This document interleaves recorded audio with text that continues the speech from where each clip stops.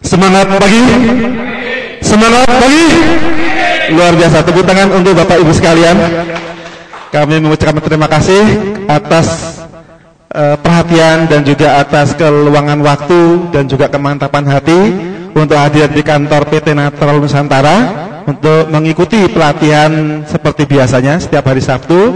Dan pada kesempatan pagi hari ini tema yang kita angkat ya adalah membuat pakan ternak sendiri ya. Jadi kita ketahui bahwa faktor dalam berternak ini sangat dipengaruhi oleh banyak item atau bisa dikatakan banyak, saya sampaikan di awal bahwa kalau dalam langkah sukses beternak yang namanya 4 dasar ini harus terpenuhi ya. Mulai mencapai ini materinya agak sedikit teoris ya, jadi tapi saya perlu sampaikan untuk nambah pengetahuan kita semua. Jadi kalau langkah membuat pakan ternak yang pertama adalah kita mengetahui bahan pakan ternak, baik itu jumlah maupun jenis bahan pakannya ya. Jadi jangan sampai kita memberikan pakan yang beracun bagi ternak umpamanya ya. Contoh, kita ketahui namanya daun kates ya, itu sebenarnya juga bagus, tetapi kan perlu diperlakukan dulu. Tidak kemudian masih, atau daun singkong ya kan. Menghitung berat sapi, kalau ada yang beli, saya kasih hadiah. Ayo, berat sapi. Oh, saya sudah sering ngasih materi ya. Kalau yang sudah hafal ini seharusnya sudah di luar kepala ini ya. Ayo silakan kalau ada bisa kasih rumusnya berat sapi ya. Itu sama dengan berapa? Saya kasih hadiah. Silakan. Oh, ini materi lama nih, distributor langsung udah hafal nih. Ayo. Lupa ini betul ya. Lupa ya Pak ya. Jadi nanti boleh lihat sendiri lah Pak ya. Jadi kalau berat sapi itu kan kita patokannya tuh lingkar dada. Lingkar dada ditambah 22, hasilnya dikuadratkan dibagi 100. Nah, itu aja, ya kan? Itu. Jadi ini rumus paling gampang Pak. Ini pengetahuan, dari sini bisa muncul omset loh Pak, ya kan? Cuma pengetahuan yang sangat simpel. Ngajari petani berat badan Pak, ya kan? Wah, ini kita tenanan iki, praktisi peternakan, ya, ngerti bab berat ternak, tapi ini khusus untuk sapi, ya Pak ya. Itu untuk kita juga nggak nggak bisa Pak pakai ini ya. Jadi Bapak mengukur tingkat dadanya masing-masing ditambah 22 dikuadratkan bagi 100. Yuk Pak. Tapi berlawanan Pak, aku rumus gizi ini orang ya. Gitu ya kan. Jadi kalau untuk rumus berat manusia berbeda dengan sapi. Ini pun tidak berlaku untuk kambing. Ya. Nah, kambing, mengapa sapi ini sampai dibuat rumus ini? Karena memang kalau menimbang sapi ini kan susah, ya kan? Harus perlu menggunakan alat timbang yang cukup mahal, ya kan? Nah, kalau kambing kan bisa Pak, banyak yang sudah melakukan, bisa menggunakan timbangan posyandu, ya kan? Itu benar nih, ini benar nih. Itu banyak yang jadi posyandu, karena kisaran berat kambing itu juga masih di bawah manusia, apalagi Mas Opik. Ya, Mas Opik ya. Wah, ini sarai.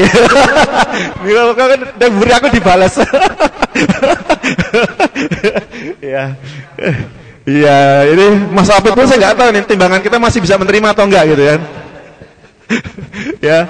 Jadi Bapak sekalian ya, untuk kambing ini bisa kita menggunakan ini benar ya, ya, tapi nggak usah lah kemudian lagi ada posyandu Bapak datang, Pak, mau nimbang siapa? Kambing saya, gitu. Sama cari apa bubur kacang hijau, kan enak juga tuh untuk ternak gitu, gitu. Nah, jadi kita tahu Pak, yang pertama itu mengetahui jumlahnya. Jumlahnya itu bagaimana? Jumlah kebutuhan pakan ternak Pak. Ini jumlah kebutuhannya. Jumlah kebutuhan pakan harian ini hampir semua sama Pak. Jumlah kebutuhan pakan harian itu semua sama, 2,5 sampai 3% dikali berat badan. Nah, inilah manfaatnya mengapa kita harus tahu berat badan, itu untuk mengetahui jumlah kebutuhan pakan harian seekor ternak, ya. Itu. Jadi ini juga bisa menghasilkan omset. Dari rumus datanglah omset, ya kan gitu. Jadi apa? Bapak tinggal update aja status, ya kan. Sekali-sekali ngupdate status rumus, ya kan gitu. Jadi ya bisa aja lah strateginya update status rumus, ya kan. Di bawahnya kasih apa? Gambar ternak, ya kan gitu. Nah, jadi jumlah kebutuhan pakan harian 2,5 sampai 3% kali berat badan. Nah, inilah kemudian kita harus tahu dulu berat badannya ternak tersebut. Kalau sapi karena ini berat, maka kita gunakan ya seperti ini saja. Kita tahu karena dengan mengetahui berat badan, manfaat pertama kita tahu jumlah kebutuhan pakannya, itu yang pertama. Yang kedua, kita tahu ternak yang dipelihara oleh peternak itu bertambah atau tidak setiap periode tertentu. Sebulan nimbang, nambah atau enggak, gitu kan? Itu. Nah, itu dengan mengetahui berat badan dengan cara yang sederhana.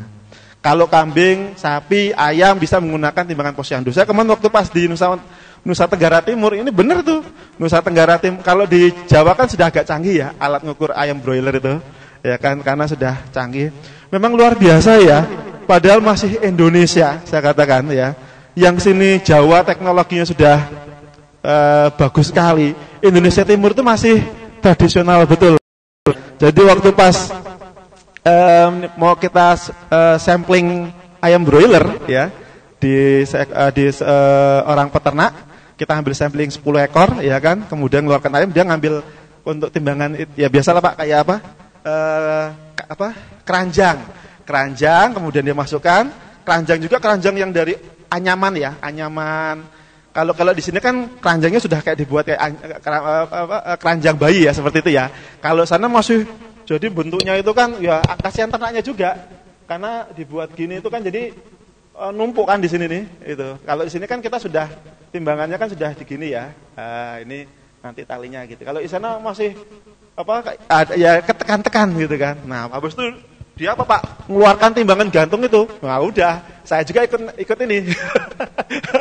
Jadi timbangan posyandu itu udah keluarin gitu. Waduh, kebetulan istrinya memang kerja di dinas kesehatan. Nah, itu. Jadi ya lumayan lah gitu kan, kerja di dinas kesehatan dapat ada alat posyandu. Nah, dia pakai juga untuk ternaknya kan gitu. Nah, jadi dengan kemudian kita mengetahui berat badan, maka bisa kita ukuran kebutuhan pakan harian. Kira-kira bisa dipahami ya Pak ya, Bu ya? Sampai di sini. Lanjut dengan kemudian kita sudah mengetahui nah jenis bahan pakannya. Jenis bahan pakan ternak, ya kan? Nanti akan saya sampaikan jenis-jenis bahan pakan ternak yang aman. Ya. Sesungguhnya hampir segala jenis bahan pakan ternak itu sumbernya dari sebagian besar dari tumbuhan juga. Sama dengan manusia. Rantai makanan itu memang berlaku. Rantai makanan paling dasar kan jelas tumbuhan dengan segala macam tumbuhan. Ya, ternak pun sama. Makanya sekarang pun baru kemudian namanya pakan hewani. Jadi ternak juga makan berbagai macam olahan hewan. Ya kan dulu kan kita kalau belajar biologi, ayam termasuk pemakan biji-bijian, ya kan? Sekarang kalau Bapak punya ayam di rumah, ada yang punya ayam di rumah, Pak? Ayo, ada ya? Coba Pak, dia apa sih sekarang makan? Ya Pak ya. Ada sisa sayur, makan. Sisa nasi, dimakan. Ya kan Pak? Ada mungkin anak-anak Bapak ada yang pelihara ikan hias, mati, kasih dia, makan. Ya kan Pak? Ya jadi semua dia makan. Ada sisa-sisa tulang, daging, Bapak makan ayam nggak habis, dikasih ke ayam, dia makan. Ya biasa Pak, ayam makan ayam sudah biasa itu. Itu dia tahu ini, wah ini contoh tulang saya gitu kan gitu. Jadi sudah biasa sekarang pakan ternak itu bukan hanya nabati, bukan hanya yang berasal dari tanaman, tapi sekarang ternak juga sudah memakan bangsanya sendiri, ya kan? Itu ikan, kasih makan apa sekarang Pak? Tepung ikan, ya kan? Udah biasa ikan pelet itu biasa juga bahan protein yang diandalkan tepung ikan. Jadi ikan makan ikan Pak, itu biasa. Gitu. Nah, kemudian mengetahui kandungan bahan pakan ternak. Nanti juga akan saya sampaikan contoh pakan, tapi jelas banyak manfaatnya. Gitu. Kalau sekarang saya rasa sudah banyak yang diet ya Pak ya sekarang ya. Jadi nasinya sedikit, ya sayurnya banyak, buahnya banyak. Alhamdulillah itu sudah mulai mengarah kehidupan yang lebih baik ya. Nah, jadi itu Pak, pakan ternak juga idealnya harus mengandung 4 sehat, 5 sempurna, sama. Ada karbohidrat, ada protein, lemak, mineral, vitamin dan air. Ya, jadi karbohidrat ini kebutuhannya 60 sampai 70%, protein 12%, lemak 3 sampai 5%, vitamin 2 sampai 3%, air ini jelas sangat dibutuhkan, tidak ada batasan kalau air. Jadi kalau Bapak Ibu punya ternak, ya proteinnya itu bisa mencapai 20% gitu. Sehingga ini mutlak rata-rata, hanya karena ini harganya mahal, biar di pakan pabrik itu memberinya sedikit. Tidak Bapak Ibu sekalian, itu sumber energi. Nah, jadi kalau Bapak kan biasanya sering ya kasih dedak hijauan, ya kan? Ya itu dedak itu baru hanya nasinya Pak kalau kita. Berarti dia itu belum makan lauk, pauk atau sayuran. Tenang saja, ada nasa kan gitu ibaratnya. Itu. Kemudian cacan singkong ya. Cacan singkong ini juga sebagai sumber energi. Nah, untuk sumber vitamin dan mineralnya banyak sekali ya, tapi kalau kita jelaskan juga akhirnya kita malah nggak dapat omset ya kan. Ya udah kita sampaikan kalau sumber vitamin mineral itu ya produk NASA gitu aja. Karena kalau sumber mineral itu banyak, tepung kerang ya Pak ya. Kemudian tepung kerang, kemudian juga ada sekarang itu tepung tulang. Ya, tulang itu dibuat jadi pakan ternak banyak Pak gitu. Itu alhamdulillah memang di Indonesia ini masih menghargai nilai-nilai moral ya Pak ya. Karena di negara lain Pak, yang namanya manusia itu kalau bisa dimanfaatkan, semuanya bisa dimanfaatkan meskipun sudah meninggal gitu Pak ya. Itu jadi ya ada yang memang karena manusia itu juga ada unsur mineral ya kan, itu kemudian dijadikan salah satu bahan pakan. Nah, itu yang memang itu sekarang antara istilahnya masih dipertentangkan lah ya. Itu karena memang kan ada juga yang model di negara lain itu dibakar. Ya Pak ya. Tubuh manusia itu bukan dikubur tapi dibakar. Nah, itu kadang yang disalahgunakan seperti itu. Ya kan itu. Nah, kemudian jenis-jenis pakan hijauan ini serasa banyak, rumput-rumputan, daun-daunan. Nah, ini kita perlu tahu dulu. Kadang kita juga sering memahami jerami padi itu sumber apa? Jerami padi ini sumber energi, Bapak Ibu sekalian. Ya, jerami padi. Jadi kalau cuma ngasih pakan ternak hanya jerami itu hanya memberi nasi lagi, gitu. Hanya memberi nasi. Kalau pucuk daun dan tebu sumber energi. Berarti kalau gampangnya kalau memberikan gambaran ke peternak supaya lebih mudah, kalau energi itu nasi, gitu ya Pak ya. Kemudian kalau protein itu lauk, pauk, ya kan. Kalau vitamin mineral sayur-sayuran dan buah-buahan gitu coba ya. Lebih memudahkan memberikan informasi ke peternak. Karena kalau dia sumber energi, sumber protein, kadang peternak ini juga enggak dong juga gitu ya itu. Makanya kita mudahkan seperti itu. Nah, jadi kalau daun-daunan, daun turi, daun lamtoro, daun singkong, daun nangka, daun sumber protein ya, itu. Daun pintu apa itu? Tapi ada loh, ada yang kesaksian di mana tuh ya? Pak, itu tiang kandangnya juga dimakan. Itu ya sing kebangetan peternaknya atau ternak, kira-kira yang kebangetan tuh ya, itu ternaknya atau peternaknya sendiri tuh. Kalau sampai sapinya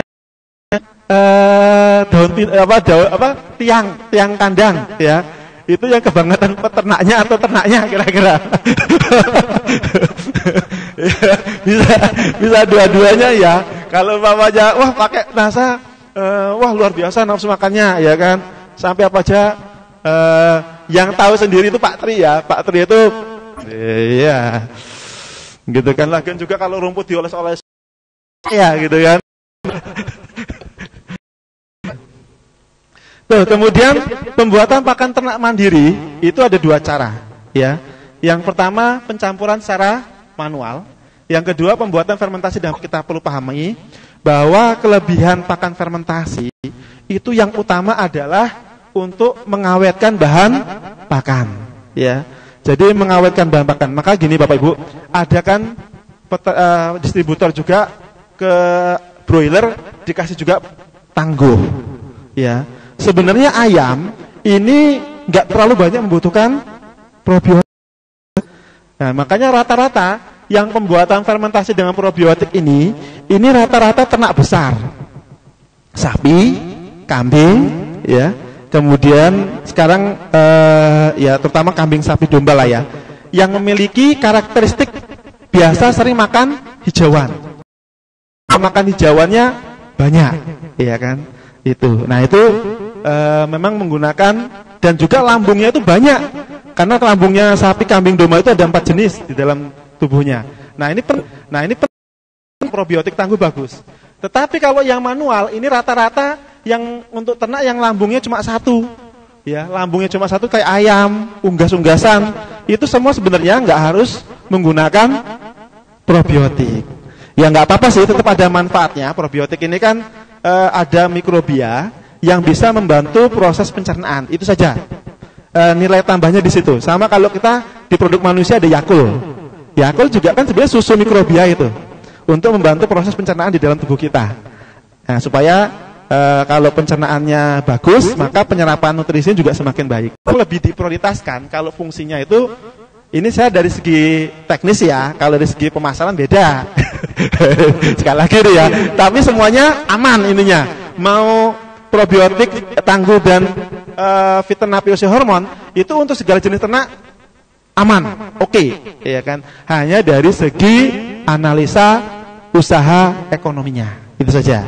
Tapi nggak apa-apa, siapa tahu ayamnya lagi pas harganya bagus-bagusnya, harga lagi mahal-mahalnya, ya kan? Besok sudah sebulan, kita lebaran bulan Juli ya, bulan Juli ini berarti kan peternak sudah mulai nih. Start mereka ini mulai tanam ya, tapi istilahnya ternak nih, karena mereka target 2 bulan atau 3 bulan, 2 bulan lah, ini nggak sampai, ya udah April, puasa kan berarti Juni ya. Juni saja itu biasanya omsetnya udah lumayan besar tuh, karena acara buka puasa itu kan protein semua itu, ya Pak ya. Yang ya kalau di Jogja ya yang namanya takjilan kan biasa, ya kan, mesti nggak ada namanya nggak ada lepas dari lauk, ya kan. Gitu. Jadi semuanya ada lauknya, ikan, daging, itu biasa, ya. Nah itu, jadi dengan kemudian kita mengetahui ini semuanya bisa masuk produk NASA. Nah ini saya contohkan contoh campuran konsentrat. Ini kalau kita memulai membuat pakan dalam 100%, saya katakan ini konsentrat. Jadi konsentrat ini bisa untuk sapi, kambing, domba, bahkan sampai ikan lele. Ini semua rata-rata seperti ini kebutuhannya. Contoh campuran membuat konsentrat sendiri. Jadi kalau kita membuat konsentrat mandiri, kita siapkan bekatul dedaknya 15%. Umpamanya, ini kalau semuanya ada semua ya Bapak Ibu ya. Kalau semuanya ada, umpamanya dalam kita membuat 100 kg. Kita ada 100 kg pakan yang mau kita buat. Maka kalau berdasarkan itu, kita berarti menyediakan dedaknya berapa Pak? 15 kilo, ya kan? Kemudian bungkil kelapanya 10 kilo, itu aja, emang gampang gitu aja, dan seterusnya lah ya, dan seterusnya. Ini polarnya 20%, berarti 20 kilo, tepung ikannya 10 kilo, vitamin mineral 2, ini produk NASA hitungannya 2%, ya. Kemudian garamnya 1%, kulit kedelai 5% atau 5 kilo, molasisnya 10 kilo. Ini kalau dibulatkan jadi 100 kilogram. Ini sekali lagi ini pakan ideal Bapak Ibu. Yang ini saya contohkan pakan ideal, ya. Tetapi kan nggak semua ini ada di lapangan. Kalau ada juga kadang harganya mahal. Nah, yang penting Bapak Ibu yang pahami adalah gizinya ada, yang proteinnya ada, vitamin mineralnya ada, cukup. Intinya itu aja intinya. Gitu. Jadi kalau kita menyusun sekarang ini kan rata-rata Bapak Ibu ya, kalau peternak itu ya udah, yang penting proteinnya ada, karbohidratnya apa? Rata-rata apa yang dipakai? Dedak. Iya kan Pak ya? Karena yang ada cuma dedak, ini pengalaman di lapangan Pak ya. Dia itu peternak cuma punya dedak, kemudian pakan pabrik, ya kan? Kemudian garam, ini yang paling gampang-gampang ya. Coba Bapak Ibu, kalau kira-kira gampang mana? Kira-kira garam. Kemudian dedak. Kemudian yang paling gampang pakan pabrik, gampang. Tetes tebu.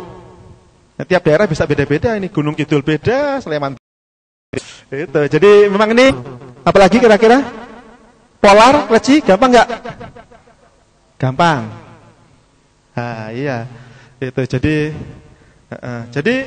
nah kalau seperti ini umpamanya ini saya contohkan seperti ini saja. Rata-rata peternak punyanya inilah, tapi ini juga jarang nih. Tetes tebu nggak mesti tiap daerah itu ada juga. Karena juga pabrik gulanya juga nggak setiap daerah ada. Kalau di Jogja karena ada Bantul ya, ada Madukismo. Kalau di daerah Klaten ada Gondang, ya. Tapi kan tidak setiap daerah ada. Apalagi daerah Kalimantan, Sulawesi yang nggak punya pabrik gula kan juga repot. Nah, kenyataannya Pak, itu rata-rata ya ini di apa? Yang pangan itu cuma dedak, ya, pakan pabrik sama garam. Ya sudah, kalau seperti ini kan cuma kita ngotak-ngatik toh, ngotak-ngatik persentase yang memang umumnya kalau yang namanya karbohidrat lebih banyak. Materi yang tadi ya, daripada saya balikin ya, yang tadi pokoknya ya Pak ya. Nanti kalau yang mau ngopi boleh patokannya yang di atas tadi ya kan. Itu kan lebih banyak dedaknya ya kan. Ya kita lihat kalau umpamanya dalam 100 kg umpamanya ya maka di sini yang paling banyak dia kisarannya 40 sampai 60 ya kan. Berarti ini bisa kita buat 60 umpamanya karena dia paling banyak. Ya kan? Nah, pakan pabrik ya kan? Ini terpaksa ya kan? Karena memang pakan pabrik ini juga sudah lengkap ya. Ini terpaksa punya 20 atau 30 ya. 20 sampai 30. Nah, sisanya ya udah. Ini sebenarnya garam sekian kilo tambah produk nasa. Jadi Bapak sekalian, sesungguhnya strategi kita itu kalau semakin sedikit jumlah bahan pakan yang di lapangan, produk kita sebenarnya malah semakin gampang masuk juga sebenarnya. Ya, karena apa? Dengan sedikit cuma dedak. Ini kan dedak pakan pabrik ini paling gampang. Ya sudah, dedak pakan pabrik nasa. Selesai. Itu saja. Itu udah masuk ini sebenarnya. Itu. Nah, tapi kalau memang dibuat seperti ini, maka manfaatnya bisa mengurangi pakan pabrik. Itu saja sebenarnya. Itu saja. Setelah, bagaimana kalau ada bunggil kelapa, ya? Tadi saya sudah ngasih ya Pak, yang protein itu apa saja. Nah, tinggal diganti aja Pak, diputar-putar mana sesuai dengan daerah yang paling banyak. Gantikan untuk kalau bisa bahan proteinnya itu kita dapatkan mudah, dia bisa geser pakan pabrik. Itu saja. Intinya di situ sebenarnya. Gitu. Nah, jadi kalau kita umpamanya bisa melakukan ini, ya yang penting nasa tetap masuk, ya kan itu. Nah, ini contoh kandungan ya. Tuh Pak, ini contoh kandungan protein Pak. Bahan-bahan pakan yang mengandung protein tinggi. Yang pertama itu tepung ikan. Ini tertinggi Pak, 62,99% tepung ikan. Tapi ini sekali lagi, ini tepung ikan yang memang yang diolah itu seluruh tubuh ikan. Kalau cuma tulang sama kepala, ya itu nggak segini Pak, ya kan kecil lagi, ya itu. Jadi bisa separuhnya, tapi separuh juga masih besar. Ya, tepung kedelai, ya tepung kedelai. Ini bungkil kalau di daerah Malang, ini karena sana kedelai ya, itu juga mudah. Ya, tepung kedelai ini juga 36,6. Tapi ini berbeda dengan ampas tahu Pak. Ya, tepung kedelai berbeda dengan ampas tahu. Ampas tahu itu juga ampas ya Pak ya. Sudah dari tepungnya saja diampaskan lagi gitu kan. Ya, jadi tinggal kisarannya tapi masih bagus. Kisarannya antara 15% lah kalau ampas tahu itu. Kemudian bungkil kelapa ini tertinggi, ini diurutkan dari yang tertinggi sampai yang terendah ya. Itu. Jadi tepung jagung. Nah, makanya kalau sudah mulai dari sini Pak, ya jagung, dedak, tapioka ini. Nah, ini sebenarnya di dedak halus juga masih bagus Pak. Dedak halus. Ya, dedak halus Pak ya sekali lagi ya. Ini proteinnya 15,58%. Nah, itu. Lemaknya sekian ya. Itu. Jadi ini contoh kita protein dari berbagai jenis pakan. Nah, ini contoh Pak. Ini sebagai gambaran. Kita kan patokan kalau pertumbuhan kan di protein ya Pak ya. Kita tahu ini kandungan protein yang kita berikan ke ternak ini masuk enggak? Ini sedikit ya rada teoris Pak, tapi enggak apa-apa untuk nambah pengetahuan. Jadi Pak, kita ini contoh ya perhitungan protein pada pakan. Misalnya kita ingin membuat pakan lele ya dari tepung ikan sama dedak. Cuma punya 2 jenis. Ya. cuma punya dua jenis, dedak dan tepung ikan. Nah, kita harus tahu kalau dedak sama tepung ikan yang dimiliki peternak cuma dedak sama tepung ikan, kira-kira berapa persen harus dibuat ya? Formulanya seperti apa? Supaya kebutuhan proteinnya masuk, karena kebutuhan protein kan yang menentukan pertumbuhan juga. Nah, kita harus tahu bahwa jumlah protein tepung ikan tadi ya, kalau berdasarkan tadi ya Pak ya, 62,9 kali 50 kg. Berarti harus disediakan 31,45 kg. Kemudian kalau dedak halus 15,58 kali 50 kg. Karena dia ingin membuatnya kan cuma 50 kg. Ingin membuat 50 kg, maka dedaknya minimal harus 7,79 kg. Kalau pakai tepung ikan harus minimal 31,45 kg. Itu setelah dihitung ya, jumlah total protein ikan dan dedak itu totalnya adalah tadi 39,24 kg.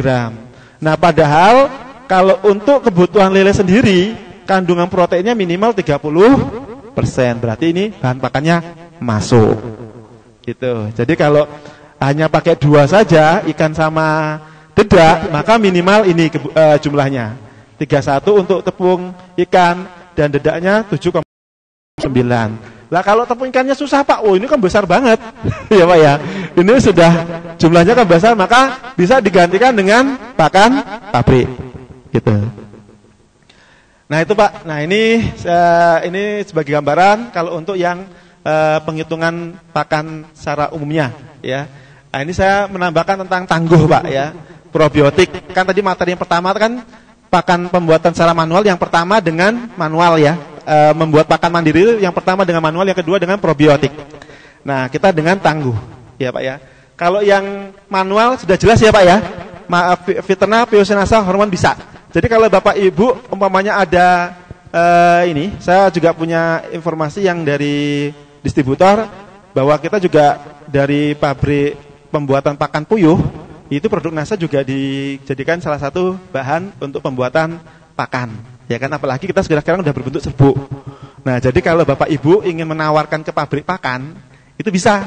Jadi kan dulu kan sering Pak, bisa nggak produk NASA itu dijadikan salah satu bahan pembuatan pakan pabrik. Nah, apalagi sekarang kita sudah punya tepung, ini sangat gampang. Ya kan, kalau dulu kan cair, khawatiri proses pencampuran, pengeringan hilang, ya kan. Nah, kali ini kan enggak, karena sudah dikonsep untuk tepung. Sangat strategis. Kita mau menawarkan Bapak Ibu, mau menawarkan ke pabrik pakan, silakan. Ini potensi. Itu. Jadi yang pakai yang tepung terutama, ya. Yang puyuh itu padahal dia baru pakai yang cair itu. Pakai yang cair. Bisa. Nah, kita di probiotik. Nah, sekarang kita ada tangguh. Nah, Bapak Ibu, probiotik itu sekali lagi itu mikrobia, makhluk hidup. Jadi tangguh milik NASA ini berbeda dengan Fiterna, ya, bisa dipahami ya. Fiterna kandungannya Bapak Ibu protein dan terutama mineral, vitamin dan beberapa protein. Nah, kalau tangguh ini murni mikrobia, probiotik, ya. Jadi mikrobia itu ya makhluk hidup yang dia itu nanti fungsinya itu membantu proses penguraian, ya, di dalam penguraian makanan di dalam tubuh sapi atau kambing domba atau ke ternak ikan juga bisa, ya. Dan dia juga membantu proses fermentasi, ya. Ini contohnya ini kalau yang namanya di produk NASA, ini Lactobacillus acetobacter, ini sarjana pertanian ya. Bukan Lactobacillus sarjana pertanian, Acetobacter sarjana pertanian, ya, bukan ya. Itu ini memang itu namanya ini apa spesies ya. Itu jadi ya bukan SP. Wah, kok iki yo mikrobia ini sekolah ngono ya. Itu ana gelar SP ya, itu.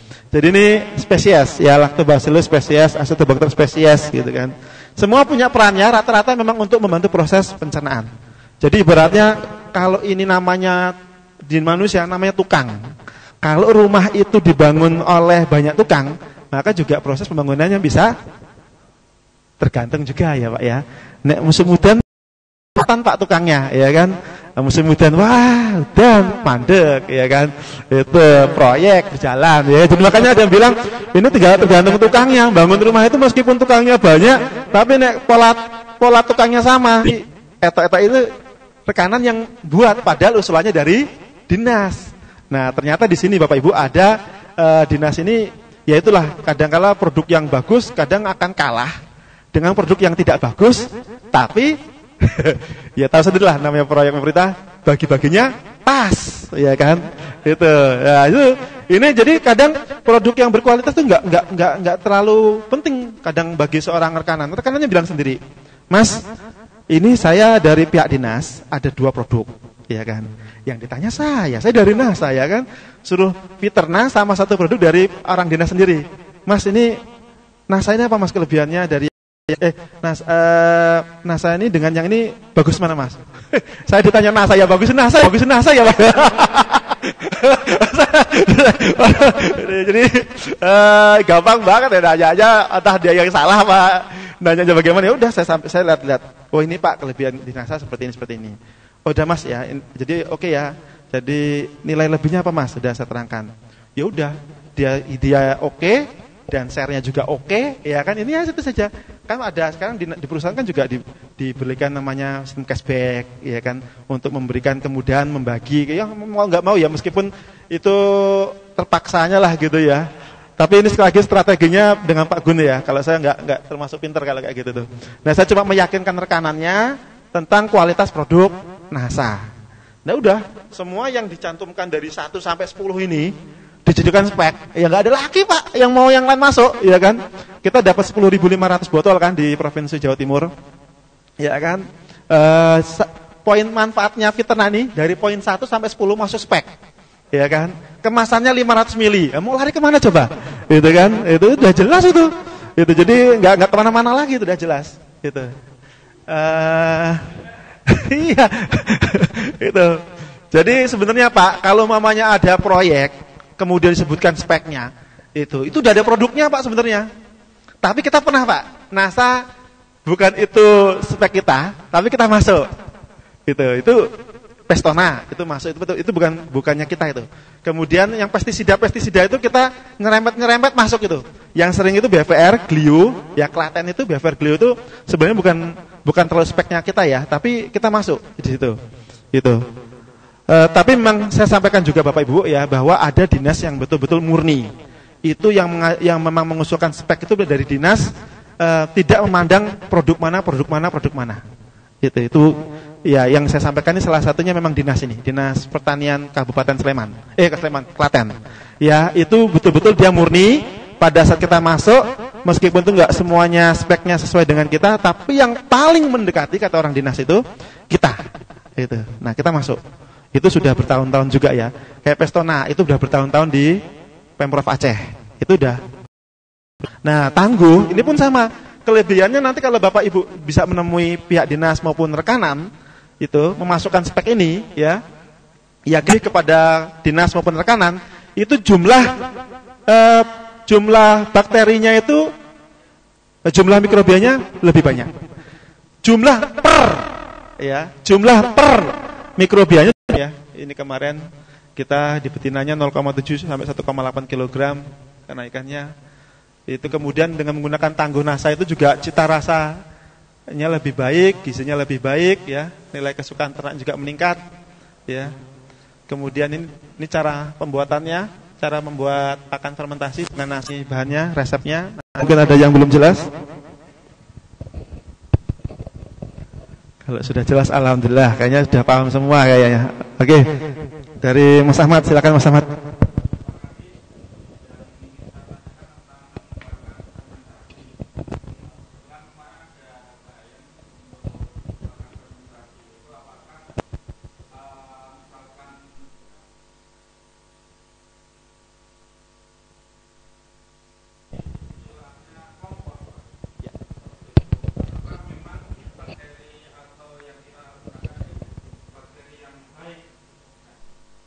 Baik, terima kasih Mas Ahmad, pertanyaan yang luar biasa.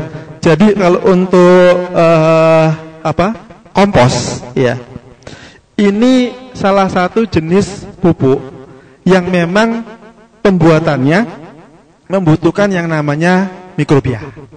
Gitu. Jadi memang hasilnya dari mikrobia untuk pertanian adalah kompos. Jadi sangat bisa sekali. Ada yang nanyakan, ini bisa nggak nanti untuk jadi akhir kompos? Ya betul, karena produk mikrobia untuk pengolahan media pupuk itu memang sangat dianjurkan. Bahkan memang salah satu untuk mengolah media pupuk untuk kemudian jadikan kompos itu memang membutuhkan, syarat utamanya adalah juga membutuhkan mikrobia. Gitu. Aman. Itu kan kalau kita kan di pertanian ada TADEK ya. Tangguh dekomposer ya. Tangguh dekomposer itu juga aman bagi ternak itu. Jadi tetap kalau umpamanya dijadikan kompos dimakan oleh ternak itu aman. Itu. Jadi sangat bagus sekali kalau kemudian sudah bisa melebar ke arah sana. Jadi manfaat tambahannya bahwa hasil fermentasi dari produk NASA ya, ini namanya tangguh ini, baik itu dia probiotik maupun dekomposer, sangat aman untuk ternak, ya kan seperti itu. Jadi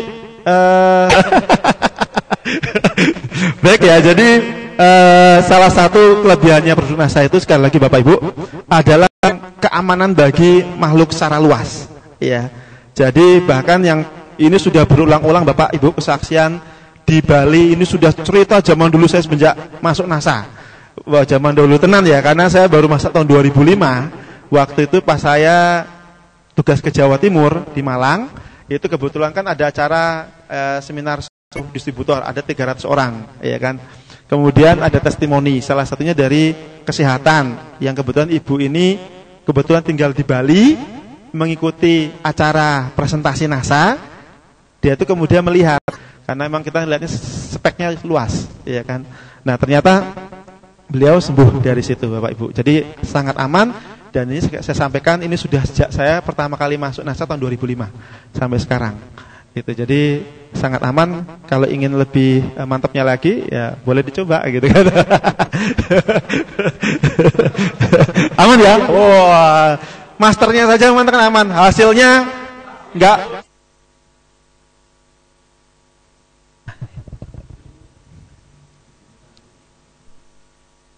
Nah ini, jadi pencampuran pakan, pencampuran manual. Jadi unsur-unsur makanan tadi yang sudah saya sampaikan tadi, mulai ada karbohidrat, protein, vitamin, mineral, itu memang fungsi utamanya adalah memenuhi kebutuhan hidup utamanya ternak. Ya. Nah kalau umpamanya sudah mulai mengarah kepada penggemukan, nah biasanya yang ditambahkan adalah unsur proteinnya. Gitu. Jadi Bapak sekalian, Bapak ya tadi saya sampaikan bahwa sebenarnya yang untuk materi penggemukan itu biasanya hanya pada penambahan kandungan protein, bahan pakan kandungan protein. Jadi kalau kemudian ada yang menanyakan, wah saya nggak perlu pakai protein, ternaknya cepat gemuk, ya kan? Yang saya buat ini pun Bapak, ini jumlah kebutuhan pakan harian ini standar sebenarnya. Ini untuk kebutuhan standar. Kalau dia penggemukan, nanti tetap jumlahnya sekian, tapi nanti yang dia yang difokuskan tadi seperti saya contohkan pembesaran lele tadi, proteinnya minimal 30%. Kalau untuk pertumbuhan itu cukup hanya di bawah 30%, kisaran 20% saja sudah cukup. Jadi kalau kita ada pertanyaan dari para pelanggan, apakah ini nanti setelah pakai NASA atau pakai probiotik atau pakai Viterna, nanti ternaknya ini bisa mandul, ya kan? Nah, ini sebenarnya hanya cara pemberian saja, tekniknya. Jadi bukan hanya produk NASA, Bapak Ibu sekalian, bahwa kalau untuk membuat pakan, kalau kemudian ternaknya dalam kondisi bunting, ya, atau hamil, maka tetap akan ada pengaturan sama dengan manusia.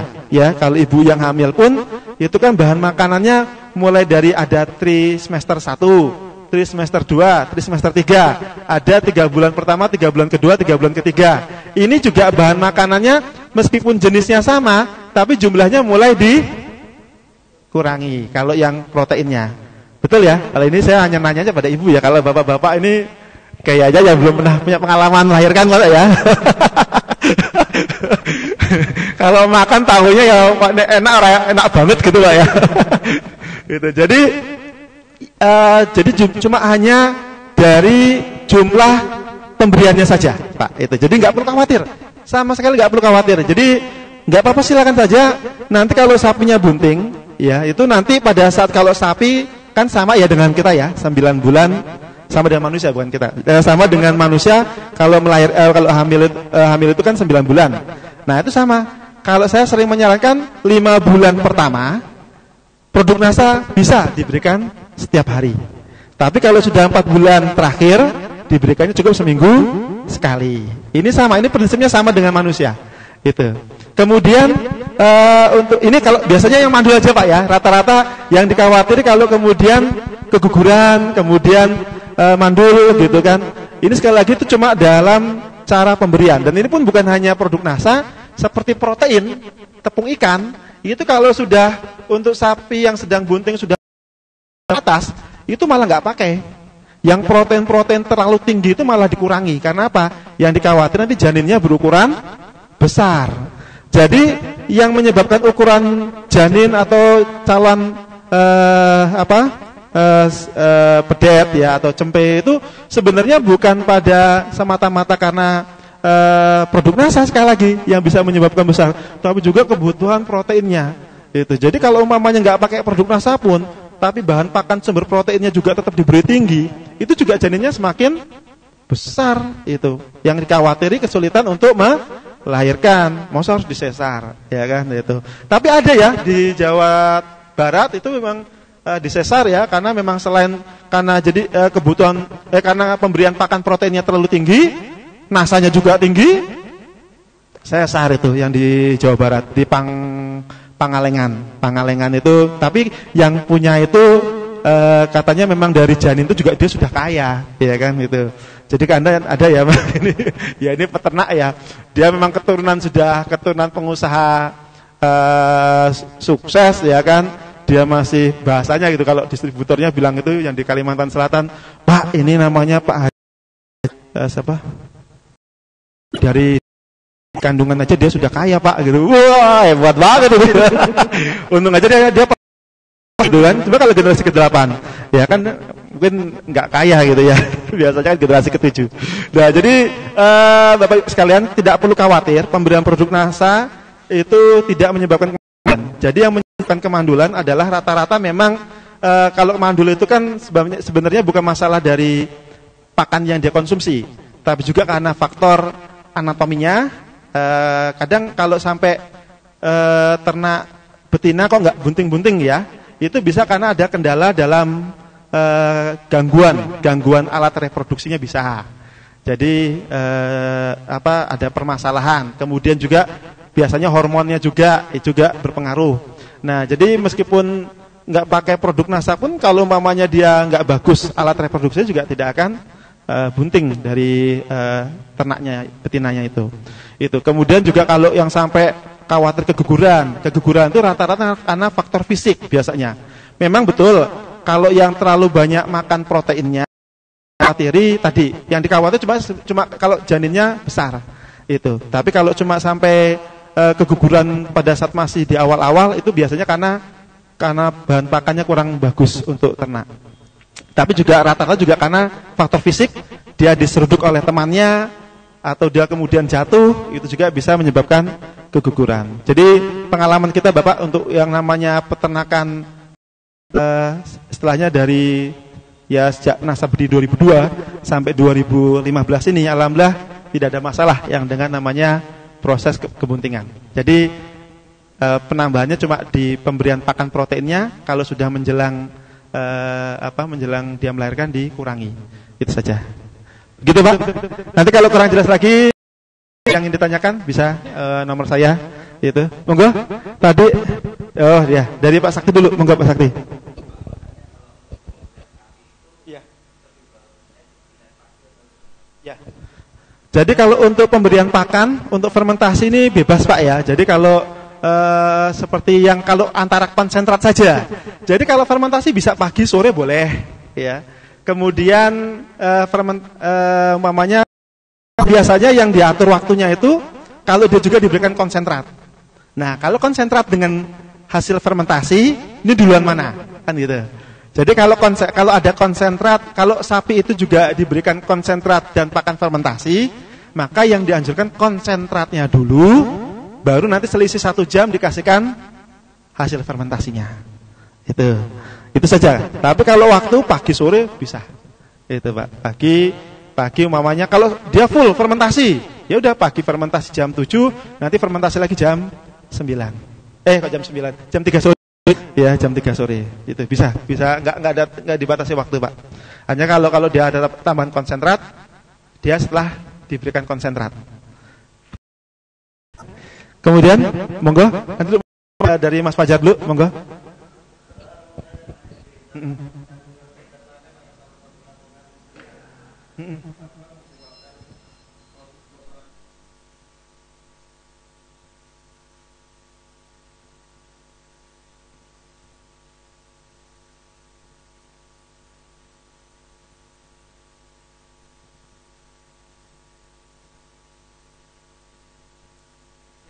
Ini yang kemudian kita perlu luruskan ya Pak ya. Jadi kalau antara bau dengan gas itu ya serupa tak sama ya.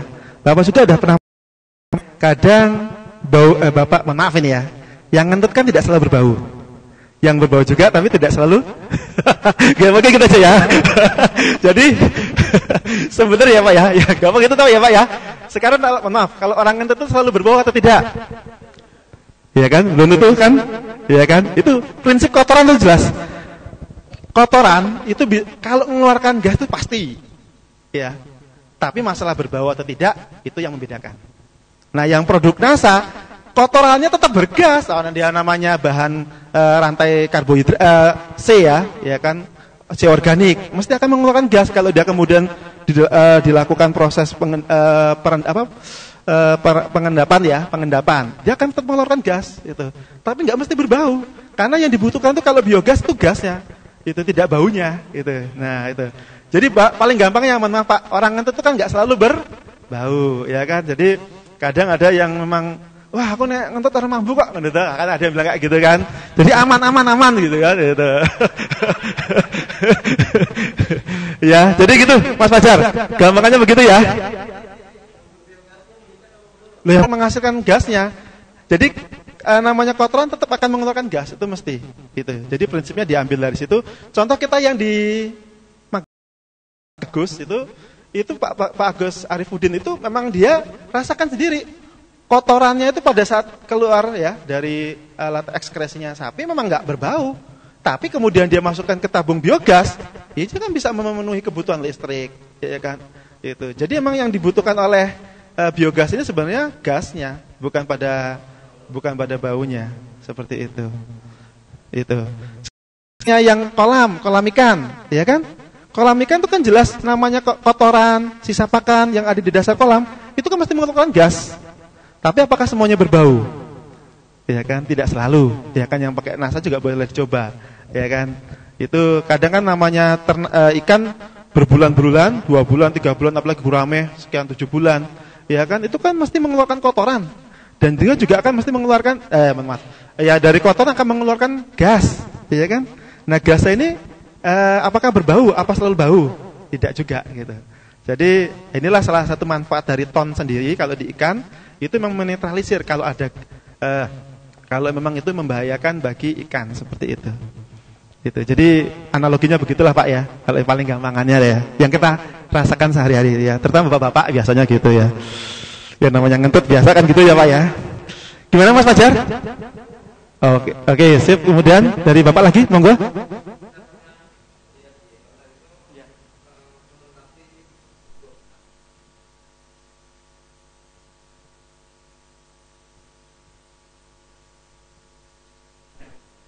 Baik Pak, itu pun kita sudah ada yang melakukan ya. Jadi pada dasarnya selama yang kategori bahan pakan yang baik bagi ternak, itu yang pertama adalah mengandung nutrisi yang sesuai dengan kebutuhan ternak. Itu yang pertama. Jadi kalau ada bahan pakan itu memang kandungannya sesuai dengan kebutuhan ternak, itu bagus. Yang kedua, syarat yang kedua adalah aman bagi ternak. Itu tidak menyebabkan gangguan kesehatan.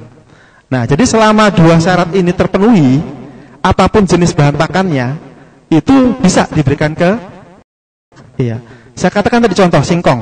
Singkong itu supaya betul-betul tadi yang namanya makhluk-makhluk yang mengurangi kualitas fermentasi itu bisa mati dulu. Itu. Jadi memang mutlak kalau menurut saya sebaiknya dikeringkan. Tanya Pak Widodo waktu itu, iya benar dia ngakui ada yang mencret waktu itu kan. Oh iya Pak, kemungkinan itu terlalu basah waktu memberikan kedebok pisangnya. Beliau kan juga yang dikenal dengan yaitu bukan beliau yang mencetus pertama kali, tapi karena beliau yang tampil di media, yaitu yang tanpa angon, tanpa ngarit, ya kan sebenarnya bukan tanpa angon, tanpa ngarit ya, ngaritnya tetap, ya, hanya prosesnya difermentasi, itu saja sebenarnya. Nek ngarit ya, kalau umpamanya mau fermentasi nggak ngarit kan bahannya dari mana ya Pak? Ya kan gitu. Jadi yang ngarit ya tetap, cuma nggak perlu tiap hari, ya kan gitu. Jadi itu saja. Intinya istilah tanpa angon, tanpa ngarit, kebiasaan peternak yang setiap hari ngarit itu dikurangi. Ya tapi juga kadang gini, ngaritnya itu hanya untuk kebutuhan 1 hari. Lah kalau seperti itu ngapain difermentasi? Kayak gitu. Tapi difermentasi bisa, tapi untuk menambah proteinnya saja tadi. Untuk menambah unsur proteinnya. Jadi Bapak sekalian, tanpa angon, tanpa ngarit, ya seperti itu sebenarnya modelnya. Bukan sama sekali tidak ngarit. Ngaritnya itu untuk mendapatkan bahan. Gitu. Begitu ya Pak ya. Kalau untuk kandungannya Pak, kedebok pisang bagus.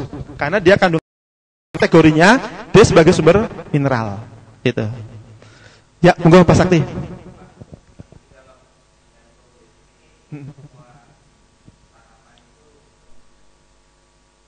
Ya.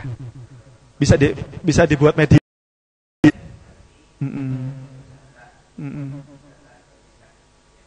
Ya, jadi Pak, kalau untuk tanaman tadek itu perannya kalau untuk langsung ke tanaman, dia itu kan untuk membantu proses penggemburan sebenarnya.